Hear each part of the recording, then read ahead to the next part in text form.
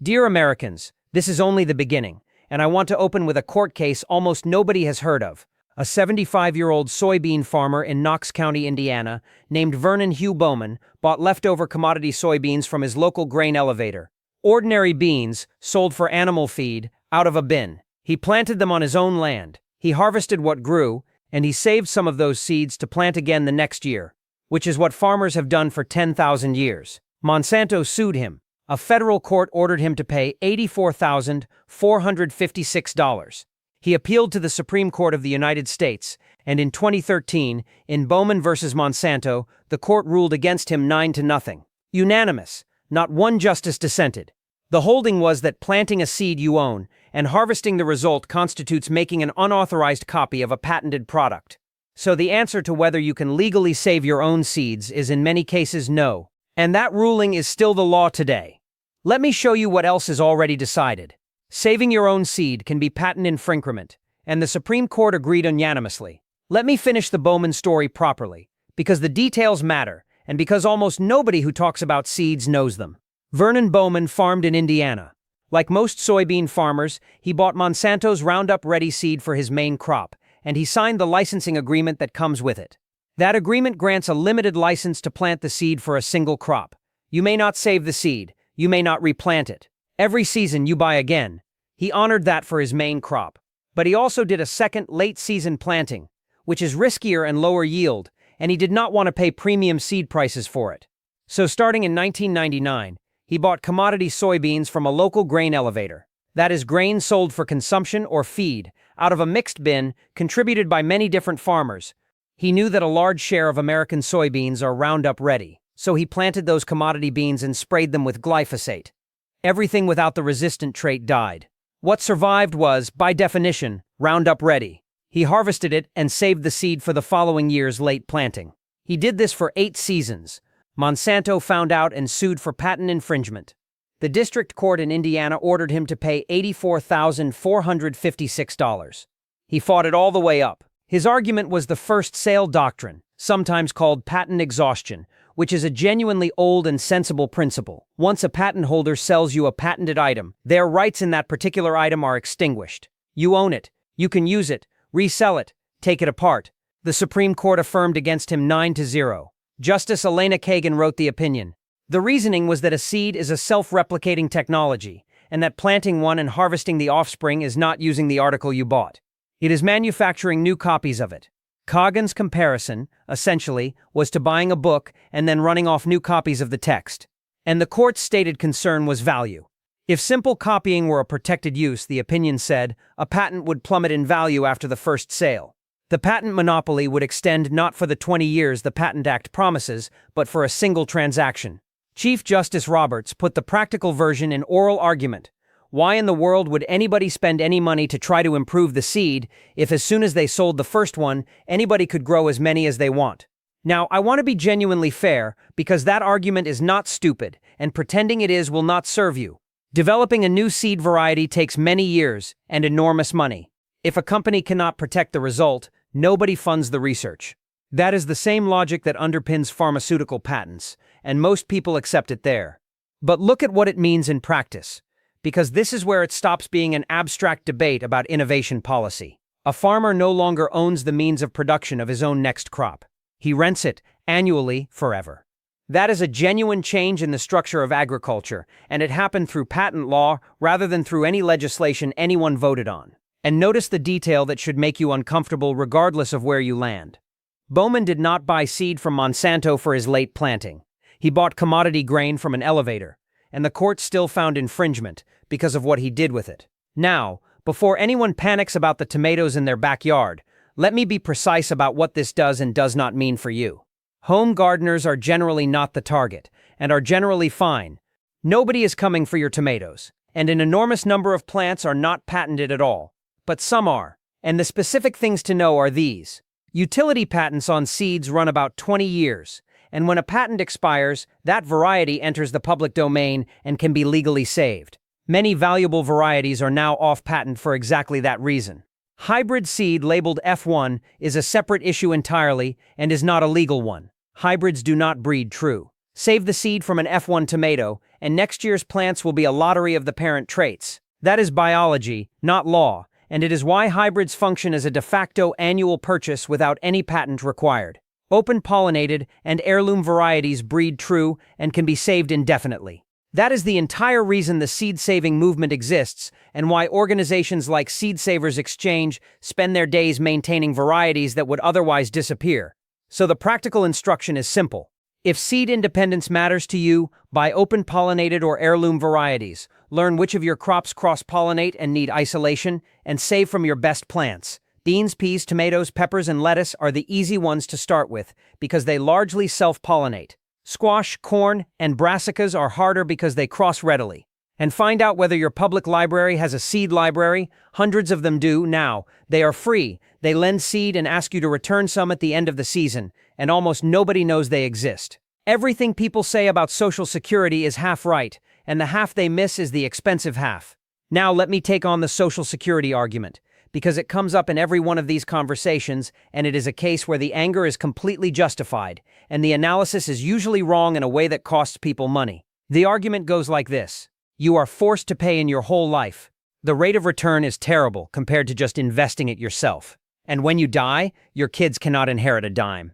Let me take those one at a time, honestly, including the parts that are true. First, the trust fund, because that part is not speculation. According to the Social Security trustees, the Old Age and Survivors Insurance Trust Fund is projected to be depleted around 2032 or 2033. When that happens, the program does not stop. It continues collecting payroll taxes, but it can only pay what it collects, which is projected to be roughly 77% of scheduled benefits. That means an automatic cut of roughly 23% applied to everyone at once, regardless of age or income. The Economic Policy Innovation Center put it plainly. Those cuts apply whether you are 65 or 95, whether you have 20,000 or 200,000 in annual income. There is no circuit breaker protecting the most vulnerable. A widow living on survivor benefits takes the same percentage cut as a high earner who delayed to 70. And the longer Congress waits, the worse the fix gets. Analysis from the American Action Forum found that restoring balance today would require roughly a 29% payroll tax increase or a 22% benefit cut. Wait until 2034 and it becomes a 34% tax increase or a 26% cut. So the alarm is warranted. That part is real, and it is on a calendar. Now the return argument, and here is where the analysis usually goes wrong. It is true that if you take the payroll taxes you paid and compare them to the retirement checks you receive, the implied rate of return is poor compared to long-run stock market averages. Studies from various think tanks have found exactly that, and they are not lying. But that comparison is measuring the wrong thing, because Social Security is not an investment account. It is insurance with a retirement component attached, and the insurance is the part nobody prices. Here is what your payroll taxes actually buy that a brokerage account does not.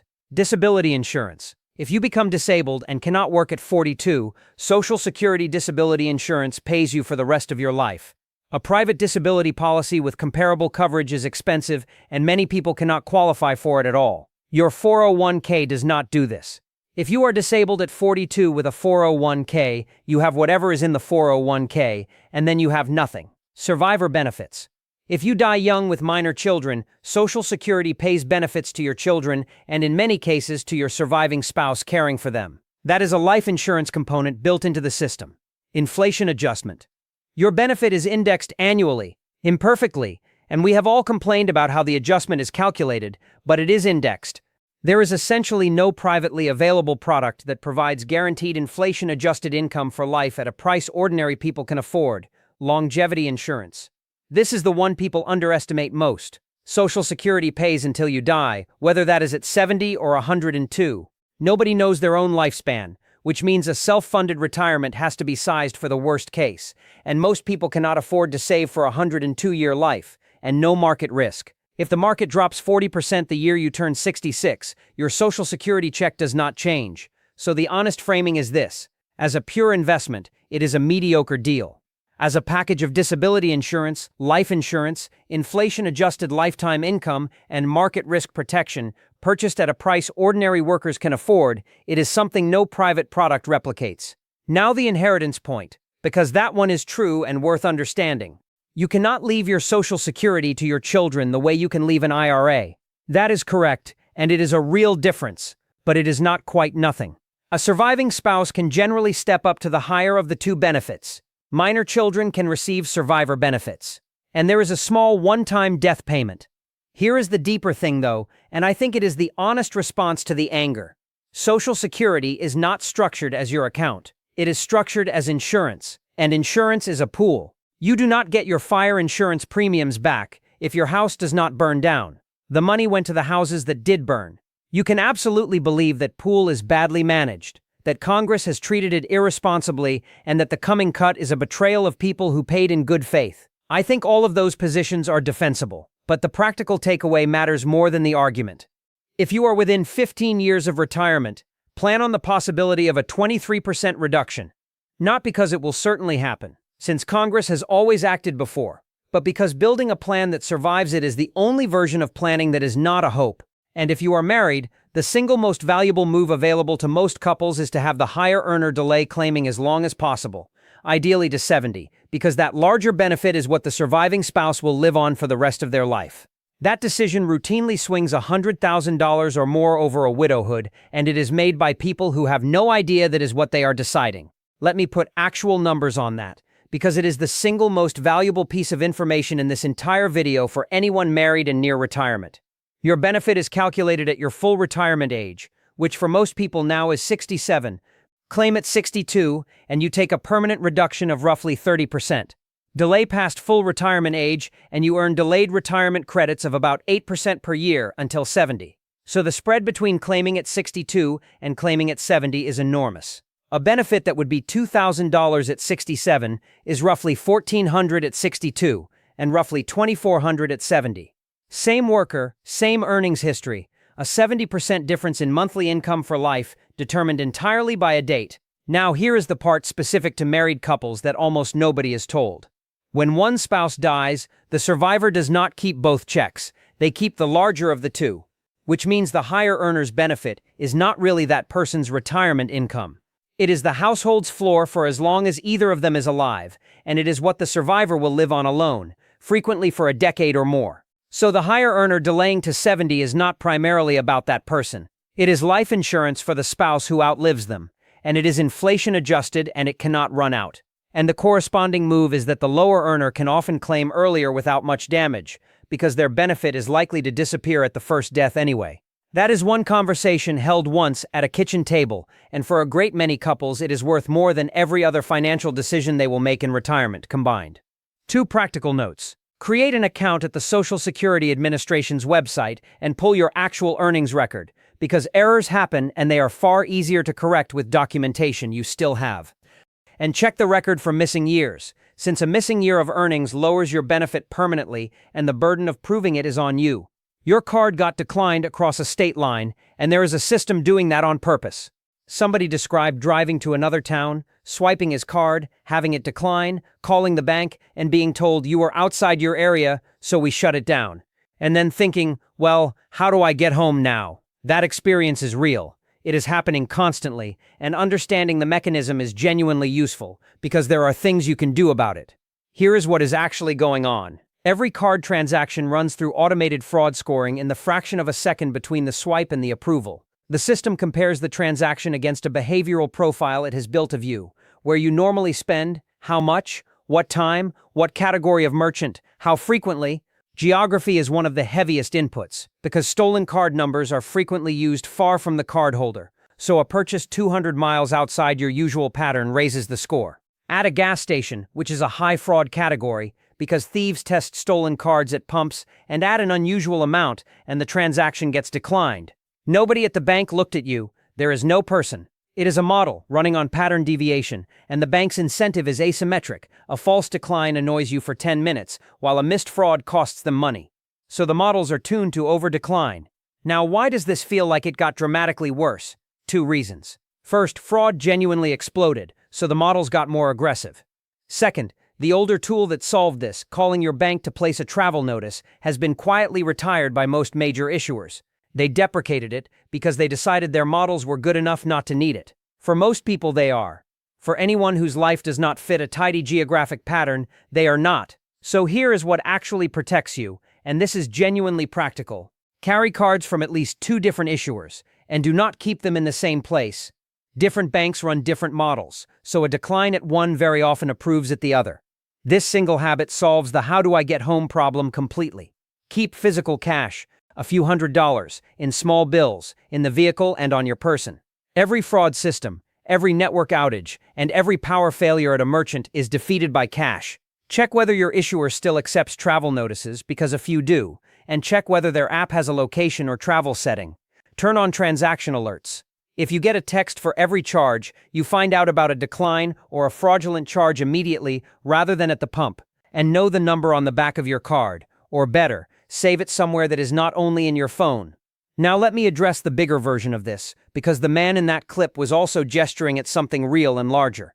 He mentioned geofence warrants. Those exist, and they are exactly what he described.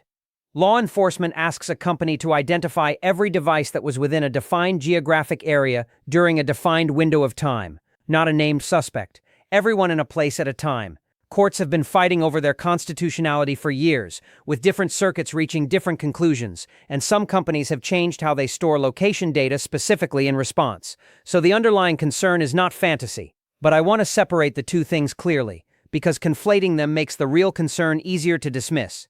A fraud decline is an automated risk model at a private bank protecting its own losses. A geofence warrant is a legal process by which government obtains location data. They are different systems with different actors and different remedies. The practical defense against the first is a second card in cash. The practical defense against the second is location settings on your devices, understanding what your phone stores and for how long, and paying attention to the legislative fights over it in your state. Both are worth doing. Neither requires believing they are the same thing. And there is one more piece of this worth knowing, because it is where the two systems genuinely do touch. Your card transactions are not just fraud scored, they are data. Card networks and processors generate enormous value from aggregated transaction information, and that data is sold and licensed in various forms. It is generally anonymized and aggregated, and the industry will tell you that emphatically, and it is largely true. But aggregated location and spending data has repeatedly been shown to be re-identifiable because the pattern of where a specific person goes and what they buy is close to a fingerprint. A handful of location points is frequently enough to single out one individual in a large dataset. That is a well-established finding in the research literature, and it is why privacy researchers are skeptical of anonymized as a guarantee. So the honest summary is this: nobody at your bank is watching you personally. There is no person, but your movements and purchases produce a detailed continuous record held by private companies, governed mostly by terms of service rather than by any comprehensive federal privacy law, and accessible to government through legal process. That is not a reason to panic, and it is not a reason to bury cash in the yard. It is a reason to understand that cash is the only transaction type that produces no record, that keeping some is genuinely useful for reasons that have nothing to do with fear, and that the slow disappearance of cash acceptance is a real change in the amount of unrecorded life available to an ordinary person. Use cards. They are convenient, and they carry fraud protections that cash does not. Just do not let the ability to use cash disappear from your own habits, because a capability you never exercise is a capability you effectively do not have. Here is why you only get two choices, and why that is not actually the problem. Now let me take on the political argument, because it is the one where I think people are most correct about the symptom and most wrong about the cause, and where the correct diagnosis is genuinely empowering rather than depressing. The claim is that the system is rigged, that you get handed two candidates somebody else selected, that you cannot primary anyone because you do not have $1 billion, and that voting is theater. Here is what is actually true, and it is more damning in some ways and much more fixable in others. Start with the structural fact: almost nobody knows. In a large majority of congressional districts in this country, the general election in November is not competitive. The district leans so heavily one way that whichever candidate wins that party's primary is effectively guaranteed the seat, which means the election that actually chooses your representative is the primary, not the general. Now look at who votes in primaries. Turnout in congressional primaries is routinely in the teens or low 20s as a percentage of eligible voters. In many races, it is worse. So in a safe district, the person who represents 700,000 people is chosen by a small, highly motivated slice of one party's registered voters, frequently amounting to a few percent of the district's population. Read that again, because it inverts the entire complaint. The problem is not that you have no say. The problem is that the election where you have overwhelming say is the one almost nobody shows up for, and the election everybody shows up for is the one that was already decided. A vote in a primary in a safe district is worth many times a vote in the general. Not metaphorically, arithmetically, because it is being divided among a fraction of the participants. And the $1 billion point is genuinely wrong at that level. Presidential campaigns cost enormous sums. A congressional primary in a low turnout district can be won on a fraction of what people assume, and state legislative primaries are routinely decided by a few thousand votes, and campaigns run out of somebody's living room. School board seats are frequently won by a few hundred votes and sometimes go uncontested entirely. Uncontested, meaning nobody filed. Now, the parts of the complaint that are correct, because several are. Closed primaries genuinely do lock out independents in many states, and the share of Americans identifying as independent has been rising for decades. If you are registered independent in a closed primary state, you are excluded from the only election that matters in your district. That is a real disenfranchisement, and it is fixable at the state level, which is where primary rules are set. Ballot access requirements for third parties are genuinely burdensome and were largely written by the two parties that benefit from them. Signature thresholds, filing deadlines, and fees vary enormously by state and are frequently designed to be difficult. Redistricting genuinely produces the safe seats that make primaries decisive. That is not a conspiracy theory. It is the explicit purpose of drawing the lines a particular way, and both parties do it where they control the process. And the money in politics point is fair, particularly regarding who funds general elections and what access that buys. So here is what I would actually say to somebody who feels the whole thing is hopeless.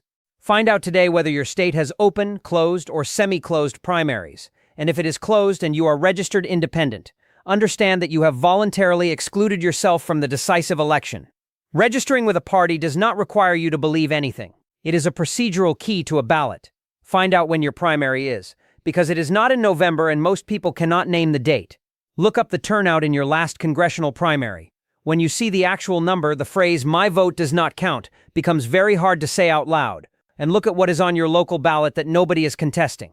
County Commission, School Board, Water Board, Soil and Water Conservation District. Those are the offices that decide the data center, the zoning, the property tax rate, and the water permit. And in an enormous number of American counties, they are decided by a few hundred votes among people who mostly know each other. The complaint that it is all rigged, and the fact that thousands of consequential local offices go uncontested every cycle, cannot both be the whole truth.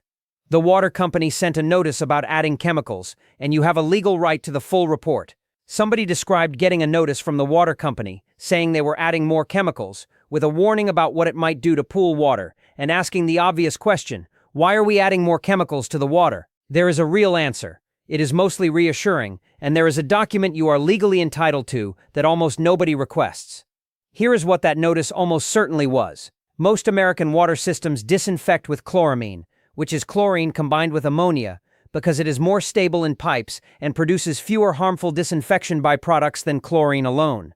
But chloramine is less effective at scouring biofilm out of the distribution system over time. So many utilities perform what is called a free chlorine burn. Typically once a year, usually in warmer months, they temporarily switch from chloramine to straight chlorine at higher concentration for a few weeks to clean the system, then switch back. During that period, the water tastes and smells more strongly of chlorine, and critically, it affects pool chemistry and it is lethal to fish, which is why the notice mentioned pools. Aquarium owners have to adjust their dechlorinating treatment because the chemicals that neutralize chloramine and free chlorine are not identical, so the notice was not a sign that something went wrong. It was routine maintenance, and the notice existed because the utility is required to tell you. Now here is the part that is genuinely useful and that hardly anyone knows. Under the Safe Drinking Water Act, every community water system in the United States is required to produce an annual consumer confidence report, sometimes called an annual water quality report, and provide it to customers. It is due by July 1st each year. That document tells you what was actually detected in your water, at what levels, compared to the legal limits. Contaminants found, violations, if any. The source of your water, and information about lead. Most people receive it, glance at a dense table, and throw it away. If you want to know what is in your water, that is the document. It is free, and if you cannot find it, you can request it from your utility or look it up on the EPA's site. Utilities are obligated to provide it, and here is what to actually look at when you have it. Check whether anything exceeded its maximum contaminant level, which will be flagged as a violation. Check the lead results and, more importantly, understand that lead usually enters water from your own service line and household plumbing rather than from the treatment plant, which means the utilities numbers may not reflect what comes out of your tap. Homes built before 1986 are the higher risk category. Check for PFAS, the so-called forever chemicals, because EPA set enforceable limits and utilities are working toward compliance, and your report should now address them. If you are on a private well, none of this applies to you at all. Nobody tests your water. Nobody is required to. That is entirely on you. And the general recommendation is annual testing for bacteria and nitrates and periodic testing for anything relevant to your area. Your county extension office or health department frequently offers low-cost testing. And if you want a filter, match the filter to the actual problem rather than buying something generic. Look for NSF certification for the specific contaminant you are targeting, because a filter certified for taste and odor does nothing for lead, and a filter certified for lead does nothing for nitrates. That is the whole thing. The chemicals were probably routine. The report is real, it is free, and you have never read it. Gardens are failing all over the country, and the reasons are unglamorous but fixable. Several people describe the same thing. Tomatoes 10 feet tall with no fruit. Peppers that rotted overnight after a rainstorm. Cucumbers coming out bulbous on one end with a little nub on the other. Beans replanted 3 times. Squash coming out warped. I want to go through these specifically, because every one of those symptoms has a known cause, and when people cannot get an answer, they reach for explanations that do not help them grow food. 10-foot tomato plants with no fruit is the most common one, and it has 2 usual causes. The first is excess nitrogen. Nitrogen drives leafy green growth. If you feed a tomato a high nitrogen fertilizer or plant it where you spread lawn fertilizer, you get an enormous, beautiful plant that has no reason to make fruit. Tomatoes need phosphorus and potassium to set fruit. This is the single most common home garden mistake in America. The second is heat. Tomato pollen becomes non-viable above roughly 90 to 95 degrees during the day, and it also fails if nights stay above about 75 because the plant never gets the temperature drop it needs. The flowers open, the pollen does not work, the blossoms drop, and you get a huge plant and nothing to eat. That is why so many people are reporting it simultaneously in hot summers. Peppers rotting overnight after a rainstorm is almost certainly blossom end rot, which looks like a sunken dark spot that spreads fast. It is a calcium delivery problem, and here is the counterintuitive part. It is usually not a lack of calcium in the soil. It is inconsistent watering. Calcium moves with water, so when soil goes dry, then suddenly saturated, the plant cannot move calcium to the fruit fast enough and the tissue collapses. A sudden heavy rain after a dry stretch is the classic trigger. The fix is mulch and consistent moisture, not calcium products. Misshapen cucumbers, bulbous on one end with a nub on the other, is incomplete pollination. Each cucumber needs many visits from pollinators to fertilize all the ovules along its length. The parts that got pollinated swell, the parts that did not stay small. That is a pollinator availability problem, and it points directly at the bee observation people keep making. Warped squash and zucchini is the same mechanism. Beans failing 3 times is usually soil temperature or seed rot. Beans planted in cold, wet soil rot before germinating. They want soil above 60 degrees, and they do not transplant well. Now the pollinator question. Because it is real, and it deserves a straight answer, rather than either dismissal or panic, managed honeybee colonies are not disappearing in the sense people mean, because beekeepers replace losses. But annual colony loss rates have been high for years, and native pollinators, which do an enormous share of the actual work, are in documented decline in many species. Several bumblebee species have declined severely, and one is listed as endangered. The causes are not mysterious, and researchers largely agree on the mix: habitat loss, pesticides including the neonicotinoid class, the varroa mite for honeybees specifically, pathogens, and monoculture landscapes that provide nothing to eat for most of the season. And the firefly observation is also real. Firefly populations are declining, and the documented drivers are habitat loss, pesticide use, and light pollution, because fireflies communicate with light and cannot find each other in a lit landscape. So what do you actually do in your own yard? Hand pollinate your squash and cucumbers. Take a small brush or a male flower, move pollen to the female flowers in the morning. It takes 5 minutes and it completely solves the misshapen fruit problem. Mulch heavily and water deeply and consistently, rather than lightly and often. That solves blossom end rot and most heat stress. Get a soil test from your county extension office. They are typically $10 to $20. They tell you exactly what your soil has and lacks, and the number of people fertilizing blindly for years is enormous. Stop spraying insecticide on flowering plants, and if you must, do it at dusk when pollinators are not flying. Plant things that bloom across the whole season rather than all at once, and leave a corner of the yard unmowed and unlit, and turn off the outdoor lights you do not need. That one is free, it helps fireflies directly, and you will see more stars. Lab-grown meat is not secretly in your drive-through chicken, and the real food story is different. Let me handle the lab-grown meat conversation, because it comes up constantly and I want to give you the accurate version, since the accurate version still leaves you with plenty to be concerned about and gets you there without anything anyone can knock down. Here is where cultivated meat actually stands. It is real. 2 companies received regulatory clearance in the United States in 2023 for cultivated chicken, through a joint process involving the FDA for safety and USDA for labeling and inspection. It has been served in a small number of restaurants, and it is essentially nowhere. Production volumes are tiny, the cost per pound remains far above conventional meat, and scaling has proven far harder than the industry projected. Several states have passed outright bans on selling it. It is not in the food supply at meaningful volume, and it is not in your drive-through chicken. So, if the fear is that you have unknowingly been eating cultivated meat, you almost certainly have not. But I do not want to just wave that away, because underneath it there is a real thing people are reacting to, and it is worth naming precisely. What people are actually noticing is not cultivated meat. It is the industrialization and consolidation of the meat supply itself, and that is thoroughly documented. A handful of companies control the overwhelming majority of American beef, pork, and poultry processing. In beef, 4 firms process a large majority of the cattle in this country. The Department of Justice and USDA have both taken interest in concentration in these markets, and ranchers have been complaining for years that the spread between what they receive for cattle and what consumers pay at the counter has widened dramatically. That is the story, not a secret substitution. A supply chain in which a very small number of firms sit between hundreds of thousands of producers and 300 million consumers and capture the margin in between. And there is a second real thing, which is the growth of what food scientists call ultra-processed foods. The concern there is not that something synthetic was smuggled in. It is that an increasing share of the calories in the American diet come from formulations engineered in a lab for shelf stability, cost, and palatability, and that the health research on that category has been consistently unflattering. So the honest framing is that nobody is hiding cultivated chicken in your nuggets.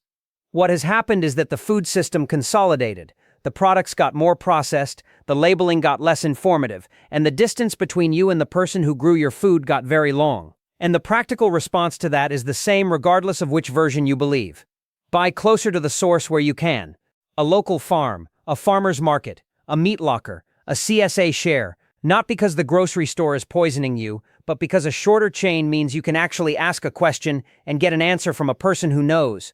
Learn to read the ingredient panel rather than the front of the package, since the front is marketing and the panel is regulated. Find out whether your county still has a USDA-inspected processor, because in many rural areas the loss of local processing is the actual reason a small rancher cannot sell you a side of beef. And if you want the strongest single move available, buy a quarter or a half of an animal directly from a local producer and split it with another family. You will pay meaningfully less per pound than retail, you will know the farm, and you will have removed the entire middle of the chain from your kitchen. That is a real answer to a real concern, and it does not require anyone to be lying to you about what is in the nuggets. Everything on this list was decided, while almost nobody was watching. Let me pull this together, because there is a single pattern running through every item, and once you see it, the phrase "this is only the beginning" means something specific, rather than something ominous. Look back at what we covered. A farmer's right to save his own seed was resolved by a unanimous Supreme Court in a case that got a few days of coverage. The rules governing your retirement were set in legislation across decades and are now on an actuarial clock that Congress has watched approach for 20 years without acting. Whether your card works in another county is decided by a risk model at a private company that nobody outside the company has ever seen. Your representative is chosen in a primary election that 80% of eligible voters skip. What is in your water is published in a report you are entitled to and have never opened. And the reason your garden failed is a soil chemistry and pollination problem that a $20 test would have identified. Every single one of those was decided or is decidable. None of them was secret. And in almost every case, the decision happened in a venue with very few people in it. That is the actual mechanism of how a country ends up feeling like it belongs to somebody else. Not a conspiracy in a room. 1,000 technical decisions made in low-attendance venues by the parties who had a direct financial stake in the outcome, while everyone else was working. And that is why I would push back, gently, on the most common conclusion people are reaching right now, which is that it is all rigged and there is nothing to be done. Because look at the list again through the other end. You can buy open-pollinated seed and save it legally, this season. You can delay the higher earner's Social Security claim and swing 6 figures to a surviving spouse. You can carry a second card from a different issuer and never be stranded. You can vote in a primary where turnout is 20% and your vote is worth 5 times what it is worth in November. You can request your water report tomorrow for free. You can get a soil test for $20 and grow actual food. Not one of those requires permission from anybody, or money you do not have, or anyone in Washington to change their mind. Now let me say something about the harder part, because I do not want to end on a checklist and pretend that covers it. Several people in these conversations described the same thing in different words. The man who watched a driver limp past on a flat rim while he sat in a garage full of tools. The man remembering being 19 and knocking on a stranger's door at night to ask for a jump, and getting one, and never forgetting it. The observation that nobody sits on porches, nobody visits, nobody asks for help, because somebody once made them feel like a burden for asking. That is the loss that no policy fixes and no checklist addresses, and I think it is the one people are actually grieving when they say things feel wrong. Here is what I would say about it. The reason nobody asks for help is that asking has become expensive. It costs you something to admit you need it, and a great many people have had that cost imposed on them and will not risk it again, which means the burden falls on the person who can offer. The man in the garage was right that all the driver had to do was pull in. But the driver did not know that. He could not know that. The only person in that situation with the information was the man with the tools, and the only thing that would have closed the gap was walking to the end of the driveway and waving. That is a small and slightly awkward thing to do. It is also, as far as I can tell, the entire remaining mechanism by which a neighborhood becomes a neighborhood again. So, dear Americans, yes, this is only the beginning, and no, I do not think it gets easier on its own. The costs are still rising, the clocks are still running, and the decisions are still being made in rooms with 11 people in them. But only the beginning cuts both ways. It is also the beginning of a very large number of people finally looking directly at how this actually works, which is a thing that has not been true in my lifetime. Learn one of these this week. Save seed, or read the water report, or find your primary date, or run the Social Security numbers with your spouse, and walk to the end of the driveway when somebody goes past on a flat tire. Take care of yourselves out there, and take care of each other. And if this landed, send it to one person who has been feeling like none of it matters. That is the only distribution mechanism any of this has.